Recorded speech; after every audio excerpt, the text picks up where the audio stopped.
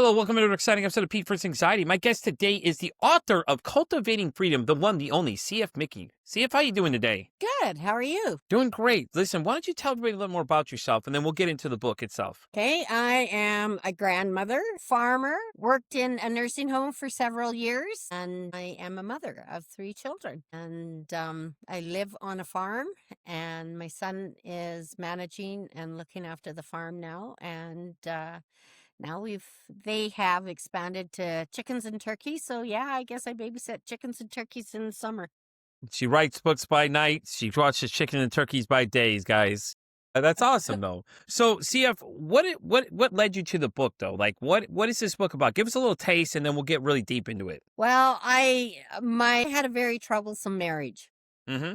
Always searching for answers, trying to figure out what was going on with my husband. And one thing led to the next. And finally, in our 28th year of marriage, is when he first admitted that he had depression. That's our journey through the medical field. And, with the help of medical staff, I got a name for what he has. But bear in mind, there's been no formal diagnosis, as they have to admit that they have a problem before they'll go in. And he doesn't have a problem. So I started seeing counselors, and that's kind of led to my journey here. Yeah. So, what would they say his condition is? Can you repeat that? What was his condition, though? What they say, what they think it is? Narcissistic Personality Disorder. So what CF is telling you is basically a narcissist isn't going to admit that they have a problem. So that's why she says that they have to admit that they want to get help, because that's the whole point of that, is that it's hard for them. They're not going to admit they're wrong. They don't ever want to admit they're wrong, and CF could tell you she went through this kind of thing with them. So, what was it like on a day-to-day basis? Give people a little feel for people that may not know what a narcissist is, because a lot of people like to throw that term around. They have no idea what it is. So why don't you tell them what it's like? Well, in my personal opinion, I believe a narcissist, you have to have core traits that you're dealing with on a consistent basis when you're dealing with them. And it's the grandiose, it's the entitlement, it's the validation, envy of others, low capacity for social behaviors, like they have trouble communicating, I guess. And the basis of all of this is they're very insecure people. Yeah. And on a daily basis, dealing with it. The paranoia was huge in this God, household. I bet it had to be hard, though. You couldn't go any places because he'd automatically think something else wrong of it. Yeah. Yeah, there were many times, for example, I'm taking the kids to practice for the Christmas concert, and it's a potluck, which everybody brings a dish. And Yeah. on the Sunday, we're getting ready for it, and he looks at me, he says, "You're not going." Yeah. And I said, "Yes, I am."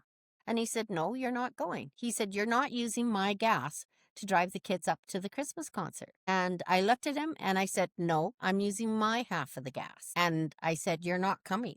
And I left him at home, loaded the kids up.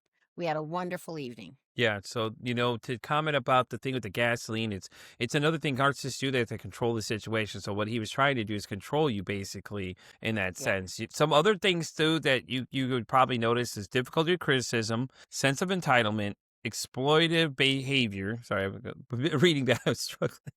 Lack of empathy as well, which I can tell you from my own experience. My ex-wife now was like that. She had sometimes she'd be very affectionate, other times she wouldn't. She had lack of empathy for you, wouldn't, didn't really care, cold, dismissive, cold, self-focused responses, things like that. All these are kind of things that you've probably dealt with and seen as you go along the way. So, Well, and and a person doesn't really realize how dysfunctional your marriage is until you're out. And it's the whole coercive control thing that is happening to you, and you don't even know that it's happening. exactly.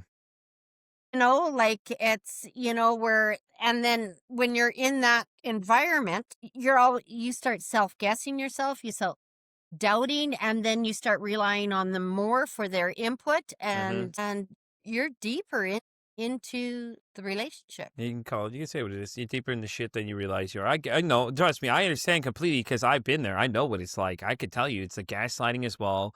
Then it leads to that questioning because they're trying to make you think like you're second guessing everything you do. And that's how they control you though. That's how they get you. They get you to start. And then when you're relying on him, that's really what he wanted. He was excited when you started relying on him. You made his day. You just made him feel like he was the center of your world. That's it. Nothing else mattered, kind of thing. And that's what happens with narcissists. Like, from my personal experience, the gaslighting was really heavy. Like she would tell me I know these people, I don't, and I'm like, no, I don't, because she was cheating. Eventually, that we found out.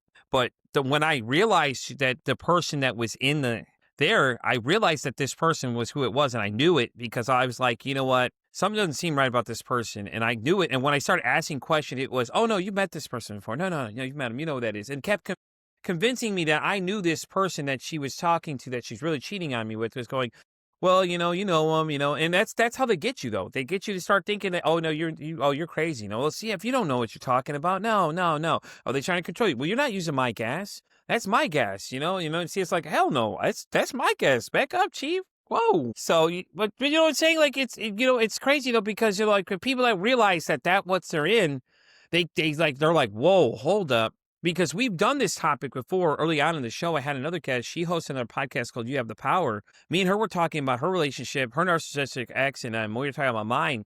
People said when they listened to the episode, they had to pause it because we were hitting so home. So I'm hoping for the same thing for this conversation, for this part of it, for people like, whoa, hold on, man.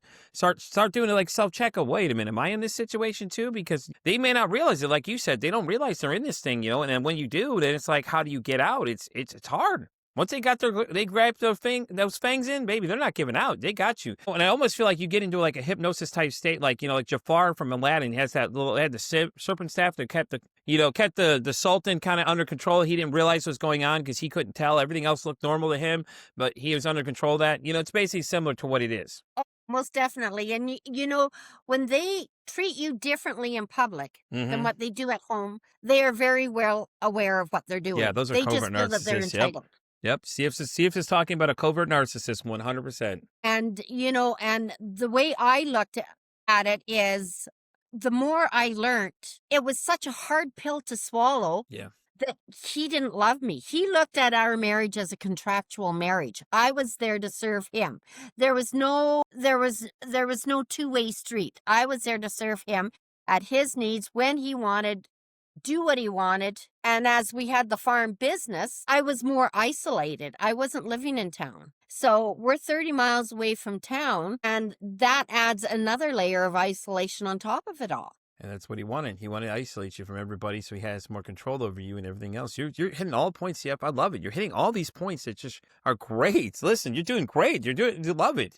Absolutely love it. I love it that, you're hitting home with all these points because it's true. That's what they do to you, and then they try and fracture your relationships with other people because that's how they gain their control even more. They don't people don't want to be around you because they don't want to be around that individual. That's what happened with my baby mama. She was like, she caused all these troubles. And then it's like everybody didn't like her, so nobody wanted to be around you. So they stopped inviting you to come do things because they're like, oh shit, here comes so-and-so. We got to deal with her. Like, we don't want to deal with that person. Hell no. And then when you get out, then it's like everybody's like, well, I didn't like him. Well, thanks for telling me now, guys. I appreciate it. You could have told me sooner. And it was like that too in my current divorce I'm going to now. Well, yeah. It's like then all the comments come out. It's like, well, hey, thanks for leaving me hanging there. I appreciate it. So how did you get out of it though? What was that defining moment? You're like, you know what? I'm just done with this guy. I've had enough. I'm out. Well, I'll tell you, kind of partway through, we ended up at the, probably halfway through my marriage there, we ended up at a marriage counselor. And This has to be interesting. Yeah, I was really struggling. Yeah. Felt that some of the things that him and his mom were doing, that like I'm in a business with my husband and all of a sudden they're doing deals behind closed doors and I'm not included. Yeah. And yet I'm the one out there in the field running the combine or driving the truck or moving the augers or, getting the grain. And I felt so betrayed. And we ended up at the marriage counselors. But that whole year, I really struggled. Yeah. Because what do? I've got 3 kids. I'm in a farm business with this guy. Mm-hmm. And I know what he's like. Like his anger and his rages are off the chart. Yeah. So Do I leave and put up with this until my kids are old enough, knowing that he'll probably get them 50% of the time? And then how screwed up are my kids going to be? Yeah. Or do I stay in a relationship and try and make the best of it until they're old enough to get on their own? And I chose the latter. And by choosing the latter, I sacrificed myself because it does a lot of mental damage when you're getting consistently abused like that. And I was in my own bedroom for over 2 years. I waited till he left the house, then I would get up and I would do my work around the house. And, if I made dinner and he came in for dinner and didn't like it, he shoved it all aside and made his own and made the big mess and then walked out the door. Like he was doing everything in his power to get me to leave. Mm-hmm. And I knew he had a mental issue. And finally, it got to the point that the year that he admitted he had depression, that's only part of it. They can Yeah. only treat depression. They can't treat the personality disorder unless they agree to help. Yeah. So I knew once I had a name for it, I learned all I could. I tried doing what I could to help him. I wanted our marriage to work, but he didn't want me. He was done with me. He got what he wanted. And now he would say, Katie, I want you to leave. Just leave. Think of it as an adventure. He Yeah. wanted me to walk away from everything. Yeah. And I guess I was pretty much done when he was playing games and threatened to shoot our son and put him 10 feet under. Where he Wow. belonged were his words. Wow. And I confronted him on that. And he was laughing. He was belittling his behavior. Katie, you don't think I'd do that, do you? And I said, look it. I said, the words came out of your mouth. I said, so what's going through your head? And at that time, we went to another marriage counselor. Second session in, she pulled me into another room and she said to me, you seem to understand your husband's mental condition. And I said, yes, I do. And she said, you better figure it out for yourself. She said, because it gets worse with age. And so she said, you better figure things out. So at that point, because she had directly asked him a question, how did you do? And he sat there and he stonewalled her. He did this. She asked him the question 3 times and he sat back, arms crossed, very relaxed. And she said, am I right to assume you brought your wife in here to change and you don't have to? Yeah. Yeah, I guess so. Bingo. All right. I know that was my clutch. We got out of that meeting. We went to an office store. I went down and bought a journal and I started journaling in it every night. Every time the police were called, the names of the cops, the times, the dates, I was charting everything because I was getting my Bible ready to leave. Yeah. Definitely. And it had be feeling powerful too, that you got this thing, you're like, okay, get ready.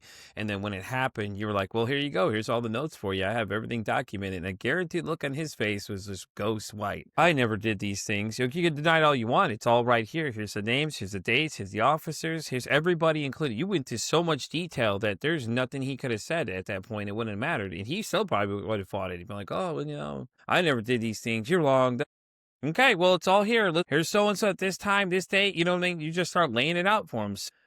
Let's talk about the book. So what's the book about, basically? You want to give everybody a summary? Let everybody give us a little taste, so they have to come by it. You know what I'm saying? Okay. Cultivating Freedom. As I'm going through this journey, trying to manage my leaving Mm-hmm. and everything, I was going to a counselor once a month. And she said, when you're divorcing a narcissist, she said, you come into my office, unload all the bricks and go out for another round, because that's exactly what it is. She said the healing doesn't start until they're done. They're out of your life. And so that's what I was doing. And then as I'm doing this process, she said, are you journaling?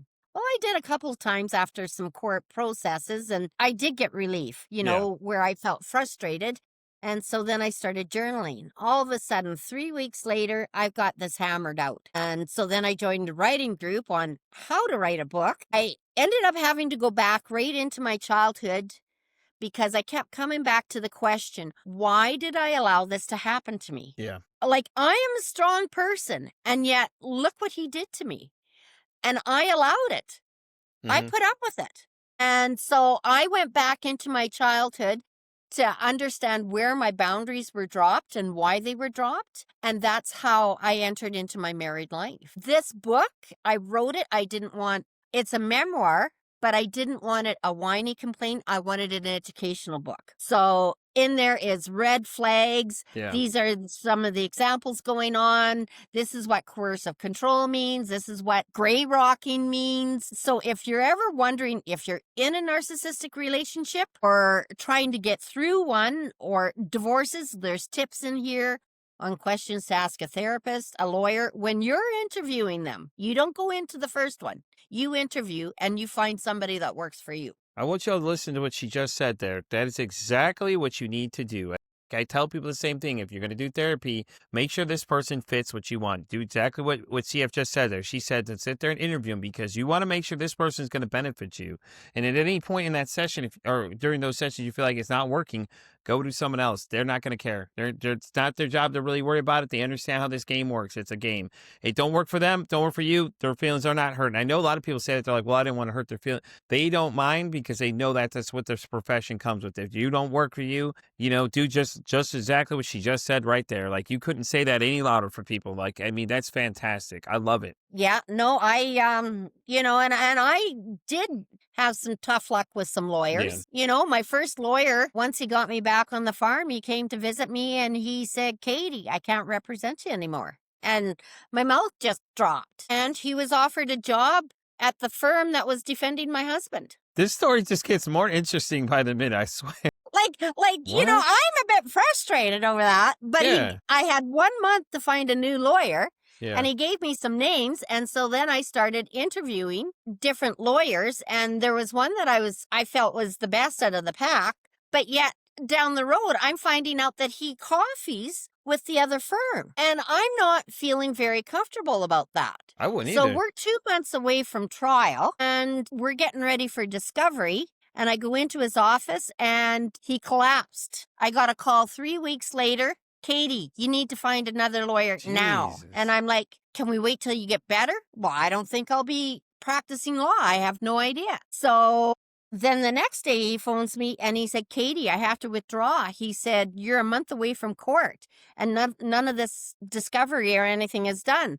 I have to give the other side your phone number. So this is on a Tuesday. Wednesday morning at 8:00, somebody drove 2.5 hours and served me papers at the farm, demanding me be in my husband's law firm at a certain date and a certain time. And then his lawyer's trying to phone me on the phone. Thank God for call display because I ain't picking up that phone call. And I ended up finding another lawyer and it didn't take her long and she's asking me questions. She said, you tell me everything about him. Yeah. She says, because there is something wrong.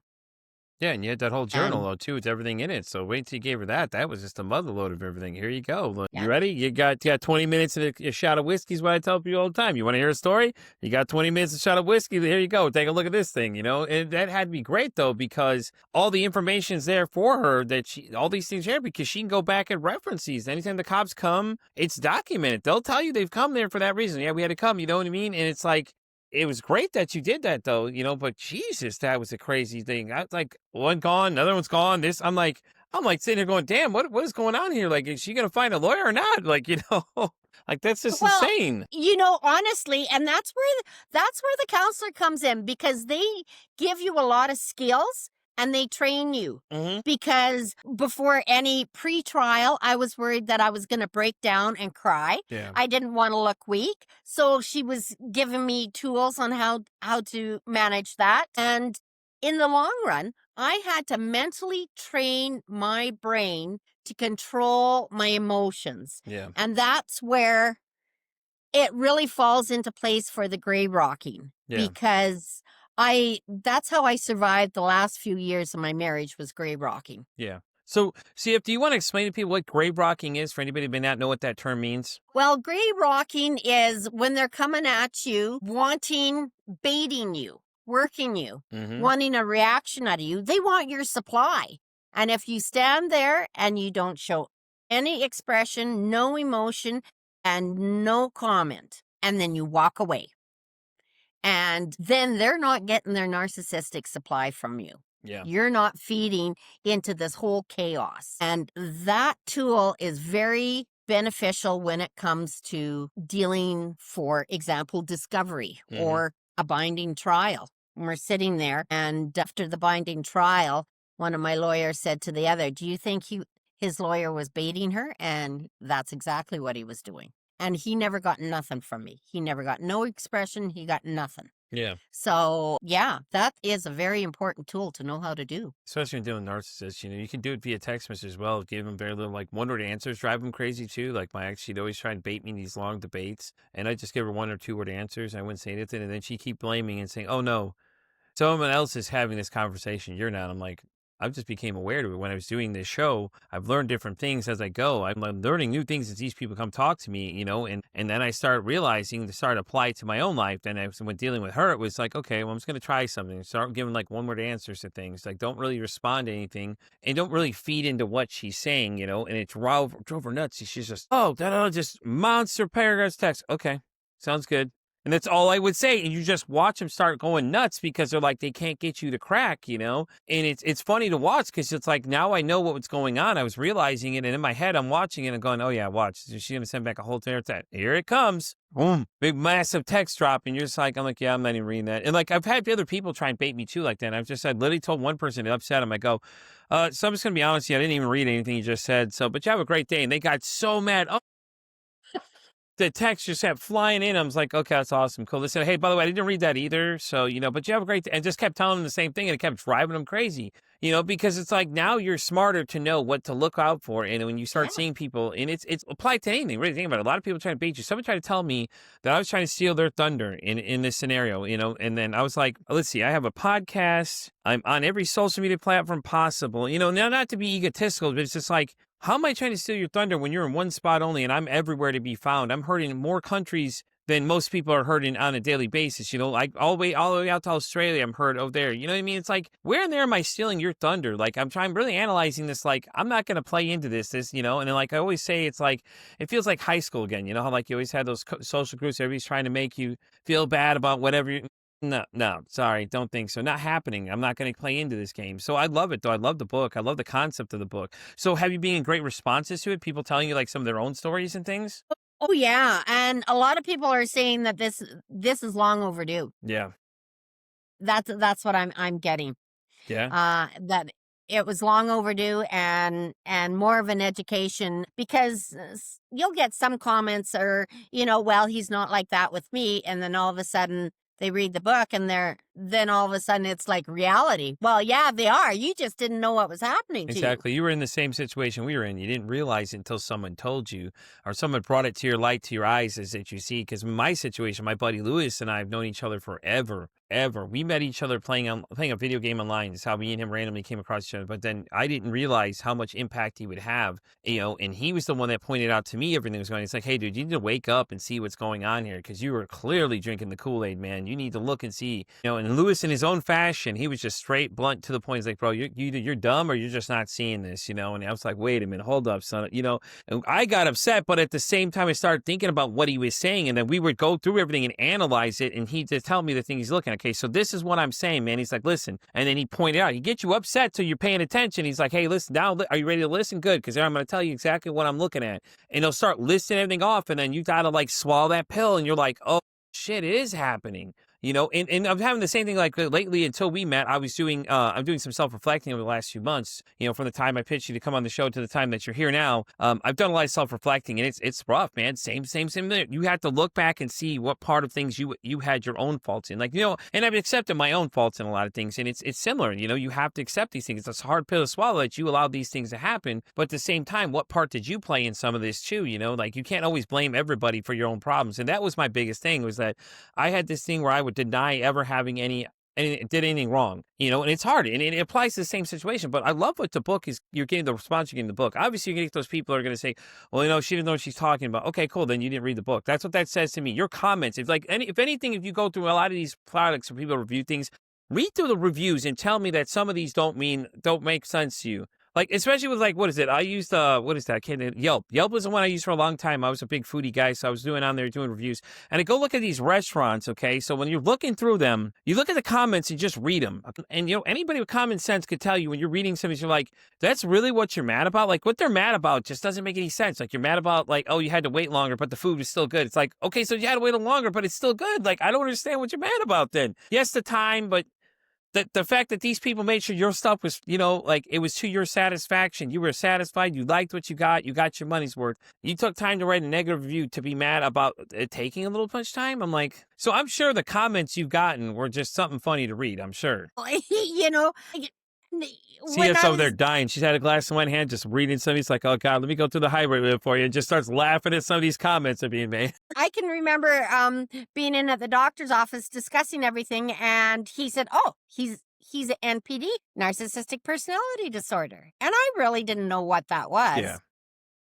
And as I'm waiting in the parking lot to go see the counselor that afternoon, I Googled it. And I can remember just breaking down and crying because it wasn't one or 2 points, like it was the whole flippin' gamut. And then I can remember thinking, God, there's actually a name for this? Like, he's not just being a Yeah. Yeah. You can say it here. You're fine. This is a safe space. We are here. We can say whatever we like in these walls. We've had people talk. I've had a guy in this show, CF, if it makes you feel any better. I had a guy talk about he was going to kill himself this morning and described it in great detail for us but we were live during that episode. So that's why I went to a close, personal, intimate setting for if one of those conversations would come up because people can't handle those kind of conversations. And, and as you're reading these things, you're realizing this is what your situation is. I could feel that emotion. Like, it's hard, man, because like, you're like, well, wow, now it makes sense because now it's got a name for what it is. And it's like, oh my God, now I know what I'm dealing with. Now you know how to better combat it too, because like, all right, well, let me see how I deal with this type of person then. And then you start learning different things and you start watching it happen. It had to build confidence because you're like, well, never, okay, well, this is really working. Now you know how to address it. And then here comes the book, now you can say you're a published author. I wrote this book about narcissists. This is about my life, but at the same time, it helps other people because, stories are great for that reason, because the ability to connect with people is on such a broader scale now, even you being here now, someone's going to hear this and be like, man, I heard that episode CF. Holy shit. I don't know what to say, man. And it happens. I get emails every day from people that say, oh, listen, I listened to this episode. I appreciate what you're doing, and one of them that sticks out is a gentleman with a 12-year-old girl who unfortunately took her life 12 hours after they recorded this song. He's a music teacher and he teaches music. And he was using it as an outlet for these children to act like, okay, you got a lot of things going on. Well, come in here, let your rage out. It doesn't matter. You're going to fail either way writing a song. It happens. The whole point is just to get it out there and have fun with it. You know what I'm saying? Like, they're turning it on its head, and unfortunately in this scenario, the young lady, we lost her 12 hours after that and she was only 12 years old.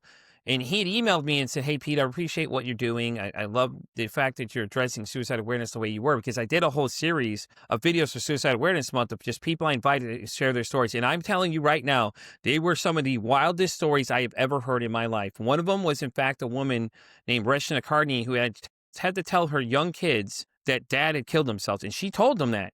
She wasn't lying to him, which a lot of people probably at home are going, oh, shit, really? And if anybody hasn't heard that one, go back and listen to it. It's really interesting. But she's not wrong, though. You can't lie to these kids about these things because later on, the psychological effects of you lying to them is going to be even worse. They're going to live in that, they're going to be very upset, mad. All these emotions are going to flood over. But, it's just to say that it's hard. But, I love it, though. I love hearing stories like that where you're out here helping somebody with this book. And this book is a great manual for people to realize that, hey, listen, you don't have to deal with these situations. And if it is your situation, hey, listen, this is what you can do to try and solve the problem and start combating back. And, you giving people a fighting chance, it's awesome. Like, the fact that you took the time and you're sharing the story, it's hard for people to tell their own story, but it's amazing that you're here because you never know. Somebody's going to hear that story and be like, damn, you know what? I can relate to you. Well, like when I know what I felt like, and honestly, even before I left, one of my children said, if you don't get out of this house, you're going to be in a nursing home before you know it. Yeah. I was so mentally low. Yeah. And I didn't realize how mentally low I was till probably about 7 months after I was out. But yet through the whole process, I had to be very methodical about all my moves. I had to protect my kids, even though they're adults and families of their own. There's enough going on with them and enough game playing, and you have to learn how not to get sucked in. Yeah. You have to go no contact. Mhm. That's what You I do know, now, so so it's email or text, and you've got everything documented because we had a farming business. We had a farming business, and I can remember when I sold some of my family land and put it in the bank. He's sitting at the table, maybe about a year after that, and he said, I took all your money out and I gave it to mom to pay for the quarter. And I said, don't you think you should have talked to me first? That was my family land. That yeah. was my family money. And he looked at me and he said, sucks to be you. That was a real education. Yeah, you know, with You my know? my situation with mine was I kept it separate, all my money separate for that reason, because like I learned from the first one, like when I got in that situation, it was like my money together, and but now I had it separate. I had control over my money. That I made sure the stuff went to where it was supposed to go. There wasn't none of that. Oh, it sucks to be you. You had no access to anything I had, and luckily I identified early on what it was because I came to her and told her something, and then she told me, and her response was just so cold. It was just like I knew what the situation was then. It came to me instantly. I was like, oh yeah, this is definitely what it is. It's definitely a narcissistic situation, because she had told me to basically just kill myself. And I was like, I told her this, I said, hey, I had a plan. And I told you I pussed out, but whatever, at the end of the day, it was, I didn't succeed. That's what mattered. I'm still here, still doing this. But when I came to tell her about it, her cold response, it was the final nail in the coffin for me because I was already thinking of divorce already. I was already to that point, and it just got worse. It just was to the point when that head got set, I was like, that's it, I'm done. That was the final point. That's like, all right, cool, check mark, I'm done. And after that, I stopped giving her anything she wanted. I didn't give in to her, didn't give in to any of her shit. I didn't do anything she wanted because it was all a plan because I started realizing she was weaponizing everything and anything I said to her or anything I did. Any kind of comments I made, if I was having a frustrating day and I was doing something, got frustrated doing something, and I was just kind of getting agitated and I didn't think about what I was saying, she was instantly ready there to jump all over it like a blood, like a jackal, man, just all ready to get right in there and get on the thing. And I was just like, And I started realizing little by little what was going on. So I started minimizing like what I was doing and saying things, and we weren't even talking. We weren't even sleeping in the same room at one point, like we were hardly talking some days and she got mad. And the one thing I did realize in therapy though is that she couldn't control this show and that's what she didn't like. She didn't like I was meeting other people and talking to other people. And she's like, well, her excuse was, well, I don't like you meeting other random women. I'm like, yes, because I'm interviewing all these women to date them. Yes, because that's what I'm doing with this show. Like, exactly what topic I'm in, what I'm doing with this topic. And then the fact that it took off and I'm booked so far out, she just kept she just didn't get it. She's like, oh, you say you have a show today? I'm like, I've got people booked until, at the time I booked until February of last year. I was out till almost July. By the point we started having these conversations, she's like, oh, you have a show today? I'm like, every Monday, 10 a.m., I have somebody coming in to come talk to me because I was a part of a podcasting network. So we were live when we were doing those episodes. And now I'm out to like February or March or something. I'm out to March now, I think. But I have like 4 to 5 people a day, Mondays and Tuesdays, because those are 2 days I usually bulk record everything. But, like she didn't like that because I was spending all my time doing that. And the fact that I kept saying that, I'm going to do this for myself. I don't care what you want. I want to do this. I enjoy this. It's great. I'm feeling it. I love it. It's healing because I'm talking my own problems. I'm helping other people. And at the same time, we're creating a conversation that needs to be had. Like there's a demand there. Obviously, if I've got people lined up to March, at least 3 to 4 people on Tuesdays, that are there, there's obviously a demand for this conversation. People like yourself that are writing these books, there's art right there creating the demand that it needs to be talked about more. Yeah. I totally agree with you on everything, and it's one thing to be with a narcissistic partner and have a relationship, and you really don't realize how dysfunctional it Mm-hmm. is until you're out. And then all of a sudden you're dealing with the aftermath of narcissistic abuse. You're dealing with all your issues from being in a relationship like that. So I do have a chapter out in another book, Oh, okay. She Thrives, and it talks on the aftermath of narcissistic abuse. And it's just like, I've never had anxiety in my life. Now I'm dealing with anxiety, And it's all the little things, or the little triggers. Like I'll be at the skating rink, to watch the grandkids, and all of a sudden, boom, something comes over me and I just want to cry and run and Yeah. leave the rink. And it's just like, no, I can't do that. My grandkids are going to be waiting for, so it's forcing me to deal with these issues head on. But I'm recognizing all these little issues, Mm-hmm. and I got it's another problem that you got to get down to the root of it and figure it out and learn how to manage to go But forward. something a ding ding ding real loud right when you said the word root. The root of it is exactly the exact thing. You could take off the surface all you want, cancer, whatever else you want to use, trees, but what's always remaining there? The root cause of what the issue is that was there that you have to work on. And then it's the putting the work in part is hard for people. They can't put the work in because it's tough. Nobody wants to reflect on the things they did and things like that. Like I could tell you it's hard. Like going back and looking at all the things I did wrong. Jesus. Once I tell everybody what they are, like people just look at you like, whoa. I'm like, yeah, because like they know me as Pete versus anxiety. They don't know what Pete was like before. I was a terrible person before. I'll be the first one to tell you all I was a horrible person. Do I admit that? Yeah. Would I admit that 10 years, 5 years ago? No. 2 years ago? No. A year before I started doing this show? No. Now I've had time to sit here and honestly think about it. I was like, it's time to make some changes instead of blaming everybody else for my own problems, and just like CF said, you had to get to the root cause of the issue is what it is. Yeah, yeah. Oh, most definitely. One of the issues, I've been out of the marriage for just about 7 years, still in the court system. We're just about settled, but Jeez. I'm not backing down. And No, don't. I'm strong. I have learned so much and I have grown so much. And I think this book made me face everything Yeah. right down to the get go. Yeah. Oh yeah, I feel it 100%. You can tell. You can tell you're strong and confident just by the energy you give off. It's another avenue I went down was energy healing and things. So I learned that I'm energy sensitive and the energy you give off is amazing. Like the minute I met you, it was great. I could just tell you it was great talking to you to that point. Even just you just said hello to each other already. I could tell this was going to be a great conversation. Not to mention this story. You're like, wow, the where we've gone, everywhere else, the whole ride you took us on with this. So I appreciate you coming and sharing the whole story because that's great. Like what you're doing is powerful. And then to the grandkids too are going to see this. Like, look at my grandma go. Look at how powerful she is. She's out here making a difference in the world. And especially any granddaughters you have too, because that's the other thing too, is that you're showing them that just because you're female doesn't mean you're going to let somebody put you down. Like you can be powerful too. It doesn't matter how old you are. It doesn't matter. You can be a grandmother, be somebody's mom. You know what I mean? It's empowering these people to just let them know you don't have to make these excuses. There's ways to work on it. And it's not easy. Like, CF will tell you the same thing. You can tell she said it was hard. She couldn't run away when anxiety kicked in. She's like, I can't leave the grandkids. That's not fair to them.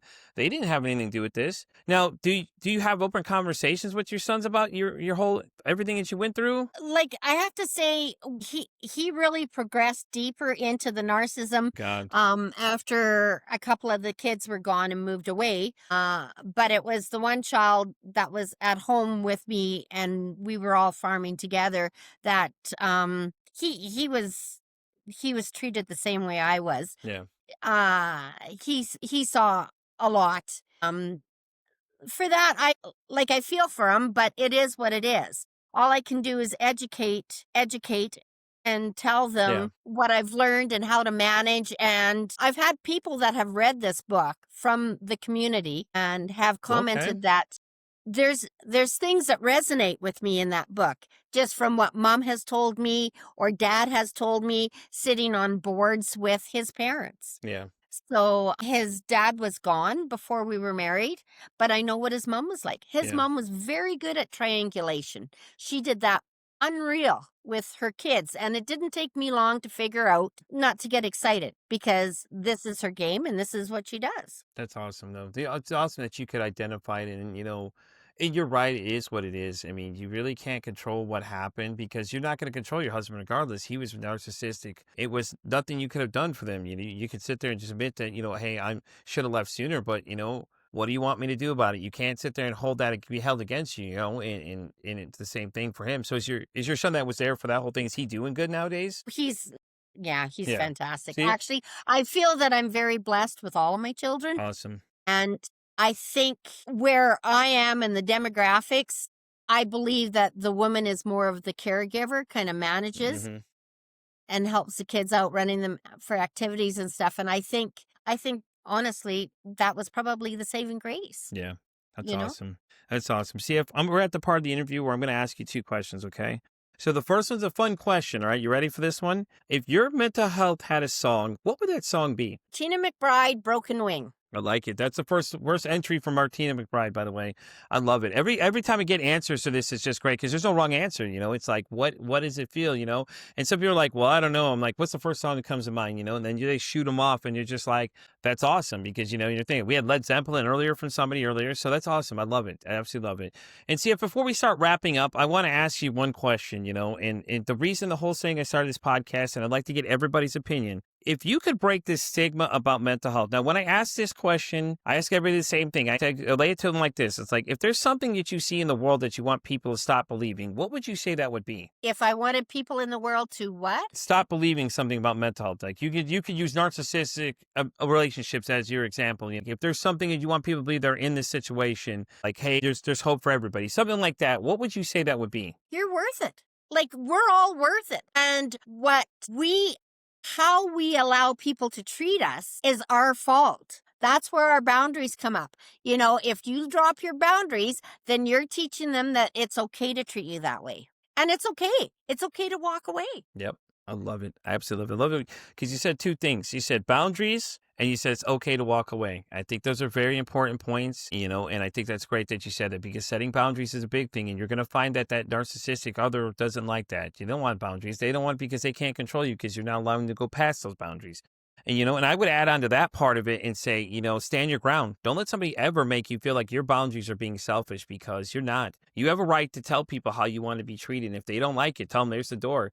Or CF could tell you too, because I feel like you come in her kitchen acting wrong. She can be like, hey, listen, you better find the damn door and get there quick. They're so high right now that I could just imagine it's like coming in her kitchen acting a fool. Like what'd you say? Hell no. She glanced at you. That's it. Done. You're out the door. Just a shadow image of you, then gone.